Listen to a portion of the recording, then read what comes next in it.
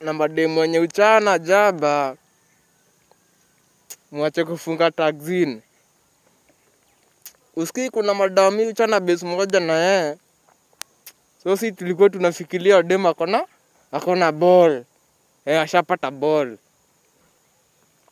So siku moja mama kwenda OC, usikii alienda akaambiwa ni eti alikuwa amemeza taxin. Amemeza taxin, yake si ball. Skills za ovyo. Pia kuna mzee mwingine hapo base. Tulikuwa tunafikiria kijana amepata sijui nini, sijui kitambi. Ujinga ni ati pia yeye alikuwa amemeza taxin, hakuwa na kitambi. Mwache kumeza jamba ovyo ovyo. Mnameza jamba aji. Unafaa unaifungia hapo, unaitafuna hadi ioje kaa pilau.